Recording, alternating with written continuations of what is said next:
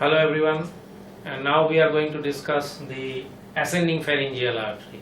It's one of the very slender branches of the external carotid artery, not easily dissected, not easily displayed and demonstrated, but nevertheless it is important. So when we want to study the ascending pharyngeal artery, we are first going to draw the external carotid. So here you have the common carotid and the internal carotid and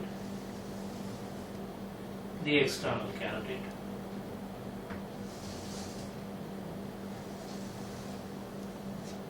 And just beyond the bifurcation, it is the first branch that arises from the external carotid artery, but on a much deeper plane.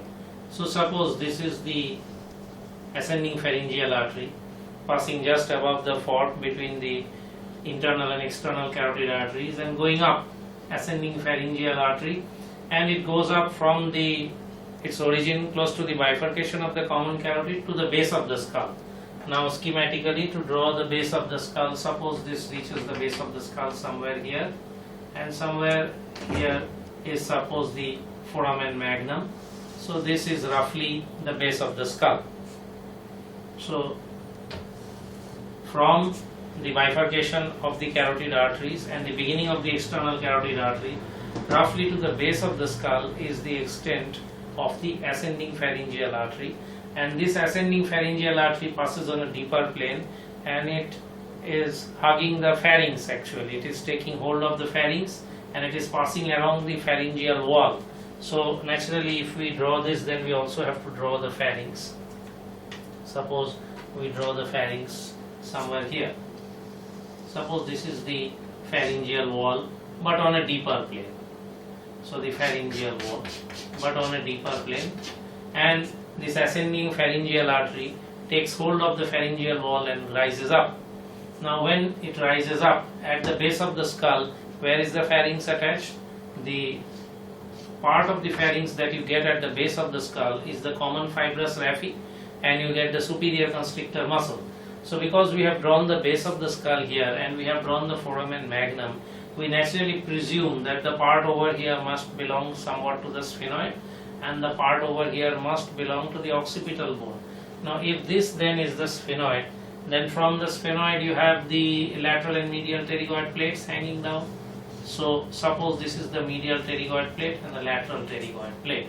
Now if this is the medial pterygoid plates and this hook-like process is the pterygoid hamulus, and then from the hook-like pterygoid hamulus you have the pterygomandibular raphe going up to the mandible behind the third molar tooth. So the attachment of the pharyngeal muscles is from this point, the pharyngeal tubercle, going over and getting attached to the posterior border of the medial pterygoid plate like this. This is then the attachment of the pharynx, and then along the pterygomandibular raphe, this is the attachment of the pharynx, the superior constrictor muscle of the pharynx. So now we can see that at the base of the skull, between the upper margin of the superior constrictor and the bone of the base of the skull, there is a gap which is filled by the buccopharyngeal fascia and the pharyngobasilar fascia, and this is called the sinus of the hiatus of Morgagni. And through this hiatus you have this ascending pharyngeal artery that we have taken up to this point to the base of the skull actually dips into the pharynx from here. So it goes into the pharynx by piercing the fascial layers above the superior constrictor, and it enters into the pharynx. And when it enters into the pharynx, it is accompanied by the levator palati muscle and the auditory tube. So this ascending pharyngeal artery, when it goes into the pharynx, it must necessarily supply the auditory tube, a little bit of supply to the levator palati muscle itself, and when it is arising up, hugging the pharynx and going up, it is supplying these constrictors. The superior constrictor, you can already see middle and inferior constrictors are overlapping, cascades below it. So superior constrictor is going from the base of the skull to the mandible, middle constrictor somewhere here from the hyoid bone, inferior constrictor somewhere here from the thyroid and cricoid cartilages. So when it is arising along the lateral wall of the pharynx, it is giving branches to these constrictor muscles of the pharynx. and when it reaches the base of the skull, it gives a pharyngeal branch that is actually going into the pharynx above the upper margin of the superior constrictor. And these pharyngeal branches, when they are entering into the pharynx, they are supplying part of the soft palate, they are supplying the pharynx from inside, they have a partial supply to the auditory tube also. So these are the structures. Not only that, these branches, the pharyngeal branches of the ascending pharyngeal artery, they can go so far forward as to supply a part of the palatine tonsil as well. So tonsil, soft palate, auditory tube, constrictor muscles, all are supplied by the pharyngeal branches of the ascending pharyngeal artery. Now because this artery is named ascending pharyngeal, naturally it will have pharyngeal branches and naturally it will supply the pharynx. But the point is, apart from the pharynx, what else does the ascending pharyngeal artery supply? Among its major branches, you have an inferior tympanic branch and you have a meningeal branch. Now what about the inferior tympanic branch? Now you know that the middle ear and the internal ear and a large part of the external ear is contained within the temporal bone. So if it has to give a tympanic branch, and if that branch has to supply the middle ear cavity, then it has to pierce some opening or some hole in the base of the skull, and that tympanic branch has to go inside the base of the skull. So suppose we drag out a tympanic branch from somewhere here. Now this pharyngeal branch we have dealt with, and now what about this tympanic branch? This tympanic branch that is piercing the base of the skull, where exactly it is piercing the base of the skull? It is actually piercing the tympanic canaliculus. Then where exactly is the tympanic canaliculus? You look at the base of the skull. See, if you draw the undersurface of the base of the skull, and actually you have to draw the palate first like this, and then you have to draw the zygomatic arch like this, and then you have to draw the rest of the undersurface of the base of the skull. And once you have drawn the rest of the undersurface of the base of the skull, then somewhere here you have to draw the foramen magnum. So this then is the foramen magnum, and if this is the palate, then somewhere here you have the lateral and medial pterygoid plates, and this is part of the sphenoid and occipital bone. Let us draw this more towards the midline so we have this in perspective.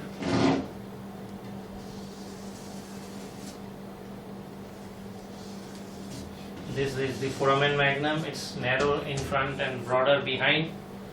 And now we are into the undersurface of the base of the skull, and somewhere here is the petrous part of the temporal bone. This is the petrous part of the temporal bone, and this is the sphenoid bone. Now on the undersurface of the petrous part of the temporal bone, you know that you have an opening for the carotid canal. Suppose you have an opening for the carotid canal, and you have a jugular fossa like this. So you have a jugular fossa and you have a carotid canal, and you know that between the jugular fossa and the carotid canal you had a small opening on the undersurface, and that small opening on the undersurface is the tympanic canaliculus, and through this tympanic canaliculus you have the passage of the tympanic branch of the glossopharyngeal nerve. So the tympanic branch of the glossopharyngeal nerve had gone through this tympanic canaliculus, a small pinhead like opening between the carotid canal and the jugular fossa. To make this much clearer, we will draw the carotid over here, and we will draw the superior bulb of the internal jugular vein here. Now through this tympanic canaliculus you have the passage of this tympanic branch. So this tympanic branch of the ascending pharyngeal artery goes into the base of the skull, goes deep. It goes into the base of the skull through this tympanic canaliculus along with the tympanic branch of the glossopharyngeal nerve, and because it's a tympanic branch, it will supply the middle ear. Which part of the middle ear it supplies? It supplies the medial wall or the deeper wall of the middle ear cavity. So you have a pharyngeal branch, ascending pharyngeal, more than one branches. Pharyngeal branches were going to the pharynx and surrounding structures. Tympanic branch penetrating the skull and going into the middle ear. And then you have meningeal branches. Meningeal branches are more than one. So meningeal branches, they are going to again perforate the base of the skull and go and supply the meninges from the top side. So of all the openings in the base of the skull, which are the openings which we will select to pass these meningeal branches, we will select three openings. We will select the foramen lacerum, we will select the jugular foramen, and we will select the hypoglossal canal. So three openings: foramen lacerum, jugular foramen, hypoglossal canal. So through these three openings, the meningeal branches of this ascending pharyngeal artery will enter the base of the skull and supply the dura mater on the top side. So where will you place the foramen lacerum? The foramen lacerum is going to be here, an irregular foramen at the apex of the petrous temporal. So you have a jagged opening. So at the apex of the petrous temporal you have a jagged, irregular, lacerated foramen. That is why it is called foramen lacerum. Then you have to place the jugular foramen. The jugular foramen is here between the petrous part of the temporal bone and the occipital bone. This is the jugular foramen. And where you have the hypoglossal canal, if these are the occipital condyles, if these are the condyles of the occipital bone, then you have the hypoglossal canal somewhere here. So hypoglossal canal. So hypoglossal canal. So branches of the meningeal branches passing through hypoglossal canal, meningeal branches passing through the jugular foramen, and meningeal branch passing through the foramen lacerum. So through three foramina in the base of the skull, foramen lacerum, jugular foramen, hypoglossal canal, you have the passage of these meningeal branches which are going into the upper surface of the base of the skull and supplying the dura mater over there. And not only that, one of these branches that is going up through the jugular foramen, it is quite large and it is distributed into the cerebellar fossa of the base of the skull, that is from the inside.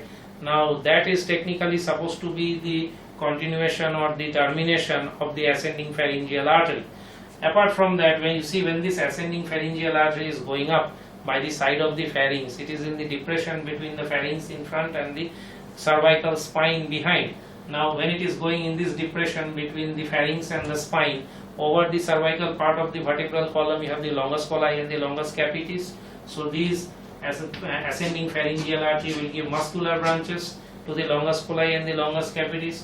And because between the pharynx and the vertebral column, this is the major neurovascular plane, over here you have the collection of soft tissue, loose areolar tissue, and you have the deep cervical lymph nodes. So ascending pharyngeal artery will give some branches to these deep cervical lymph nodes, and you have the 9, 10th, 11th, 12th cranial nerves coming out of the base of the skull. Of these, it has been seen that this ascending pharyngeal artery gives branches to the glossopharyngeal, vagus, and hypoglossal nerves. So although this ascending pharyngeal artery is a rather slender branch arising from the deeper side of the external carotid artery, but it does give a number of significant branches. Thank you for giving me a patient hearing.